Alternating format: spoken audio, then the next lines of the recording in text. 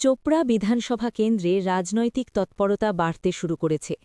একদিকে রাজ্যের শাসক দল তৃণমূল কংগ্রেস উন্নয়নের পাঁচালী কর্মসূচিকে হাতিয়ার করে বাড়ি বাড়ি গিয়ে জনসংযোগ চালাচ্ছে।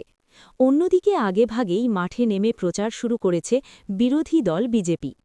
বুধবার চোপড়া বিধানসভা কেন্দ্রের মাঝিয়ালি গ্রাম পঞ্চায়েতের কাঁচাকালি এলাকায় বিজেপির দেওয়াল লিখন কর্মসূচি শুরু হয়। বিজেপি নেতা শঙ্কর অধিকারীর উদ্যোগে এই কর্মসূচির সূচনা হয়। এলাকা জুড়ে দেওয়াল লিখনের মাধ্যমে দলীয় স্লোগান ও বার্তা তুলে ধরা হয়। রাজনৈতিক মহলের মতে দেওয়াল লিখনের মাধ্যমে বিজেপি সাংগঠনিক শক্তি প্রদর্শনের পাশাপাশি জনসংযোগ বাড়ানোর চেষ্টা করছে। যদিও এখনও নির্বাচনের দিনক্ষণ ঘোষণা হয়নি, তবুও দুই প্রধান রাজনৈতিক দলের সক্রিয়তায় চোপড়ায় নির্বাচনী আবহ তৈরি হতে শুরু করেছে।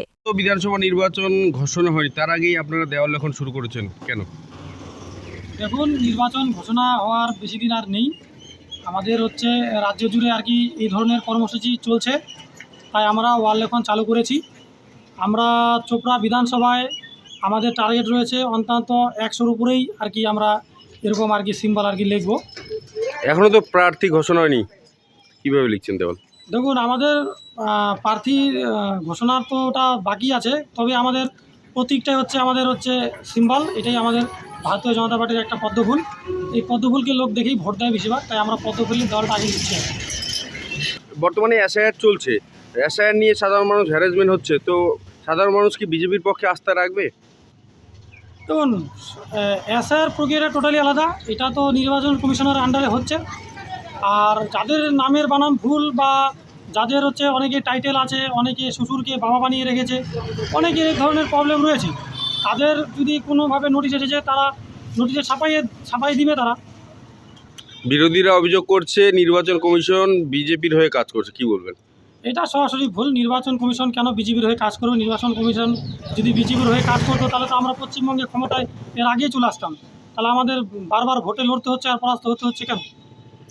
তৃণমূল ইতিমধ্যেই ব্লক জুড়ে কিন্তু জনসংযোগ করে চলেছেন, আপনাদের তেমন কোনো কর্মসূচি দেখা যাচ্ছে না, কি বলবেন? না, আমাদের কর্মসূচি কোথায় দেখাচ্ছে না। আমাদের তো বুথ সশক্তিকরণ হলো, গাঁও চলো অভিযান হলো, তারপরে আমাদের মেরা বুথ সবচেয়ে মজবুত, আমাদের এটাও হলো। তারপরে আমাদের এই এখন ওয়াল লেখন চলছে।